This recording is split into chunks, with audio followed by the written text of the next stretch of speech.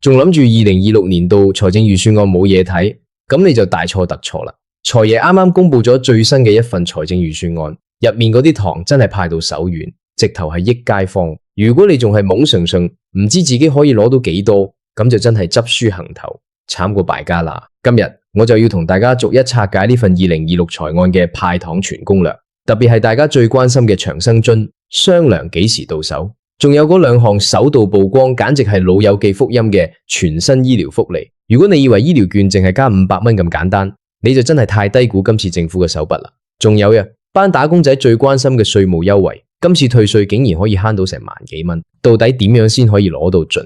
呢條片我會由頭到尾清清楚楚同你計晒呢條數，記得睇到最尾，因為最後嗰個隱藏福利可能先係最幫到你慳錢嘅終極大招。講到派糖，大家第一時間一定係問錢呢？幾時派？最實際嘅梗係嗰份雙糧啦。2026年度嘅預算案入面，財爺已經拍板，會繼續向領取社會保障金額嘅人士發放多1個月嘅津貼。無論你係領取緊高額長者生活津貼、普通長者生活津貼，定係傷殘津貼、綜援，通通都有份。大家最關心嘅時間表呢？根據往年嘅經驗同埋今次預算案嘅進度，預計呢份雙糧會喺立法會正式通過撥款之後嘅1個月內直接入到你個糧袋度。如果一切順利，大約喺2026年度嘅年中，即係6、7月左右，大家就可以見到銀行存摺多咗一筆錢。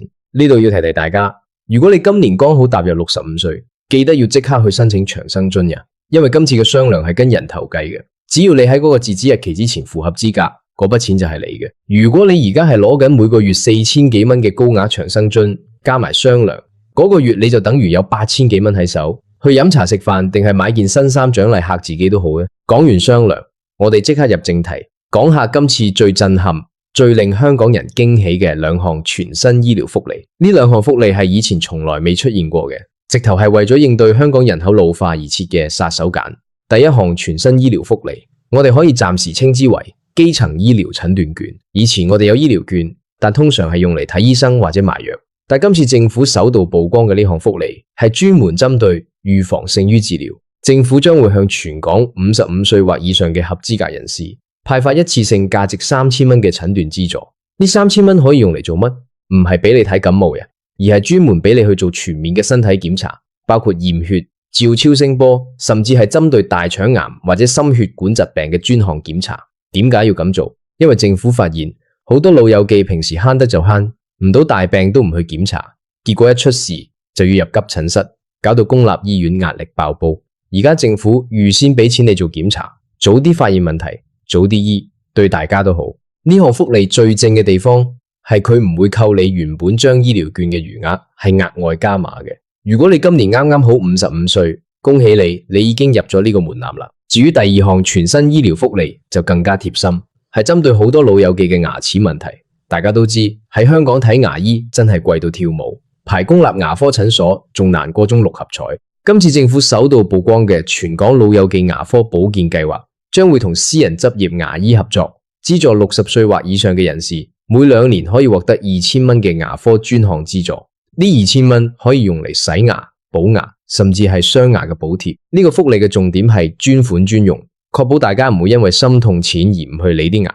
牙齒好，胃口就好，身體自然健康啲啦。呢兩項福利一加埋，已經係5000蚊嘅隱形財富。真係要幫財爺拍下手。講到醫療福利，點可以唔提大家用慣用熟嘅長者醫療券呢？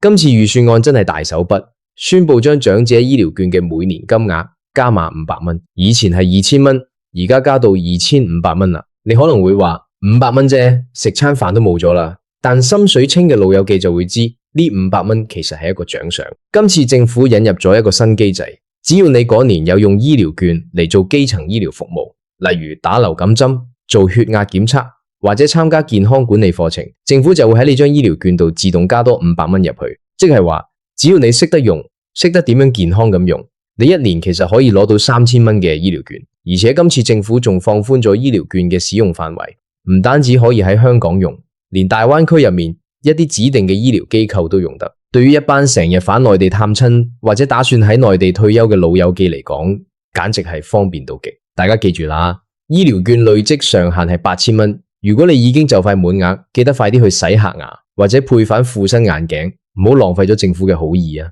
睇完長者福利係咪覺得好葡萄呢？唔使驚，我哋呢班辛辛苦苦工作嘅打工仔，今次財案都冇忘記我哋。最直接嘅糖梗係退稅啦。2026年度嘅財政預算案建議一次性寬減2025至26課稅年度100%嘅薪俸稅同個人入息課稅，上限係1萬蚊。你冇聽錯，上限係1萬蚊嘅。相比前2年可能得3000、6000，今次嘅1萬蚊真係回晒血。如果你係月入3、4萬蚊嘅中產打工仔，平時交稅交到心痛，今次呢1萬蚊退稅，簡直係一場及時雨。你要點樣先可以攞到盡呢？其實好簡單，只要你係正常報稅嘅納稅人，稅務局就會自動幫你扣減，你完全唔使另外申請。不過要真正慳到成萬幾蚊，淨係靠嗰1萬蚊退稅，上限係唔夠嘅。大家要學識善用各項扣稅額，例如今次預算案仲提到會提高子女免稅額，由原本嘅13萬加到14萬。如果你屋企有2個小朋友，你嘅免稅總額就多咗2萬蚊。加埋如果你仲有供樓利息扣稅，或者有買自願醫保 VHIS、合資格延期年金 QDAP， 呢啲通通都係錢嚟有。計埋，一個普通家庭透過呢啲政策慳翻嚟嘅稅款，分分鐘超過2萬蚊。所以話報稅嗰陣千祈唔好懶，每一項可以扣稅嘅細項都要填清填楚。如果你係同父母一齊住，記得攞埋嗰個供養父母免稅額。如果父母過咗60歲，嗰個免稅額係非常之可觀嘅。除咗稅務，住屋方面都有嘢派。今次預算案會繼續提供差餉寬減。雖然近年政府話要分級制，但對於大部分自住物業嘅小業主嚟講，每個季度寬減1000幾百蚊差餉，一年落嚟都慳返3、4千蚊。呢啲都係實實在在入袋嘅錢。仲有呀，如果你係租房住嘅，唔記得而家有租金扣稅，每年最高上限係10萬蚊。對於香港呢啲租金咁貴嘅地方，呢項政策真係幫輕咗好多後生仔同小家庭。講開後生仔，今次預算案都有提到關於進修嘅資助，政府會向持續進修基金注資，並將每人嘅資助上限由25000蚊提升到3萬蚊。如果你想轉行或者想學多門手藝，例如學寫電腦程式、學化妝、學煮嘢食，甚至係學考個車牌部分指定課程，呢3萬蚊資助基本上可以幫你俾咗大半學費。喺2026呢個科技發展咁快嘅時代，唔進修真係好容易會被社會淘汰。政府俾錢你學嘢，真係唔好唔攞。仲有一項福利係大家成日忽略嘅，就係交通津貼。2026年度政府會繼續維持公共交通費用補貼計劃，雖然門檻有少少調整，但只要你每個月嘅交通費支出超過400蚊，政府就會幫你補貼一部分。對於每日要由天水圍或者上水返中環嘅打工仔嚟講，每個月攞返200-300蚊補貼，一年都3000蚊啦。呢啲錢雖然唔係一次過派，但細水長流，累積落嚟都夠你買部新電話。講咗咁耐，大家可能會有個疑問，政府派咁多糖，啲錢邊度嚟？其實財爺喺預算案入面都講咗，雖然香港財政仲有挑戰，但為咗穩定民心同埋刺激經濟，適度嘅派糖係必須嘅。所以大家喺攞呢啲福利嘅時候，亦都要諗下點樣可以將呢啲錢用得其所。例如多啲留港消費，支持下本地嘅飲食業同零售業。好似我頭先講過2項全新醫療福利，其實就係想鼓勵大家去私人診所睇醫生，從而減輕公立醫院嘅壓力。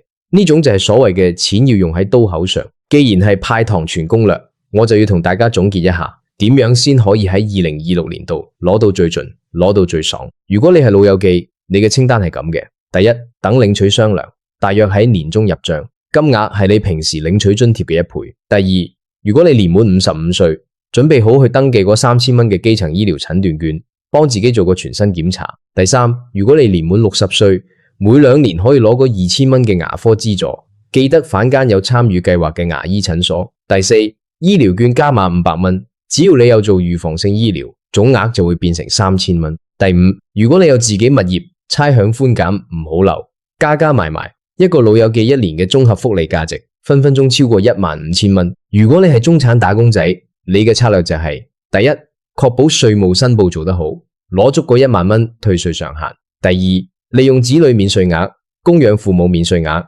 將應課稅入息減到最低；第三，睇客自己張自願醫保保單，記得申請扣稅；第四，如果你有車或者成日搭車，交通補貼一定要攞；第五，善用持續進修基金嗰3萬蚊上限去增值自己。對於一個三口之家嚟講，透過呢啲政策慳返同攞返嘅錢，總價值絕對可以超過3萬蚊港幣。呢度我想特別提提大家一個容易被忽視嘅細節，就係電子福利金嘅申請。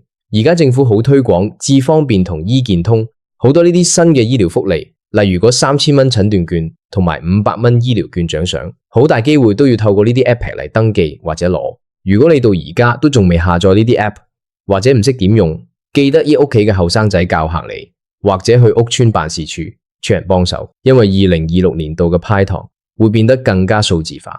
如果你仲停留喺填紙仔嘅年代，可能會攞埋好多底。另外，大家亦都要留意各項福利嘅截止日期，例如稅務寬減係跟課稅年度嘅，而醫療券獎賞可能要喺特定時間內完成檢查先有。唔好諗住等陣先，好多時等下就過咗期，到時真係喊都冇眼淚。講到呢度，大家係咪覺得呢份2026財案其實都幾有誠意呢？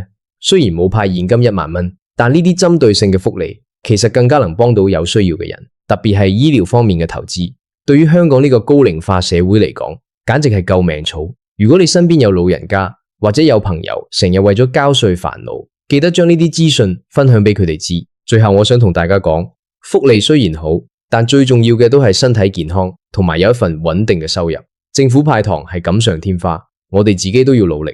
不過既然政府肯派，我哋就要做個聰明嘅消費者同納稅人，將每一分一毫都攞到盡。如果你對邊一項福利仲有疑問，或者唔肯定自己符唔符合資格，其實可以去政府嘅官方網站睇下，或者打去相關部門嘅熱線，例如長生津嘅問題可以問社署，稅務問題可以問稅局。不過我諗睇完我呢篇全攻略，你應該已經對2026年度嘅派糖政策有個好清晰嘅藍圖啦。大家記得嘅，今次財案嘅重點係醫療同減負，政府透過增加醫療券金額，推出全新診斷券同牙科資助，係想大家活得更健康；而透過提高稅務寬減同免稅額，係想大家生活壓力細啲。呢啲政策背後嘅邏輯，其實都係想增強香港人嘅幸福感。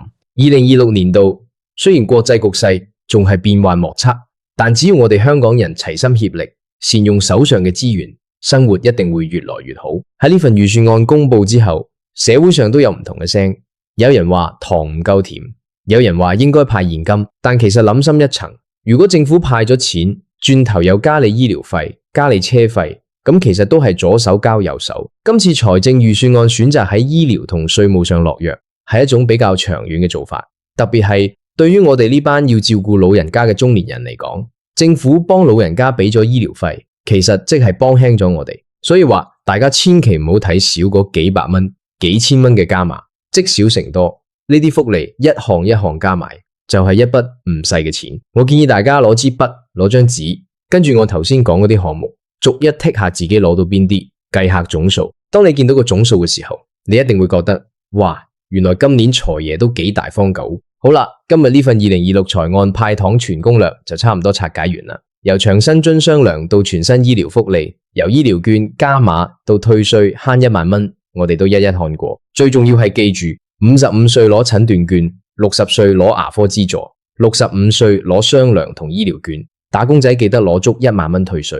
呢幾個關鍵數字你一定要記死佢。如果你覺得呢啲資訊幫到你，或者令你對今年嘅財政預算案有咗全新嘅認識，記得要多啲留意身邊嘅政府公告，因為政策細節可能會隨住立法會討論而有微調，但我相信呢份大方向係唔會變嘅。2026年度，我哋一齊做個精明嘅香港人，將政府啲糖攞到盡，攞到爽，大家加油，一齊喺2026年度過得豐盛，過得健康。我哋下次再傾其他最貼身、最實用嘅資訊。如果你仲有咩想知，或者對邊項政策有獨特見解，隨時都可以同身邊嘅朋友交流下，話唔定佢哋仲有啲你唔知嘅慳錢秘笈添。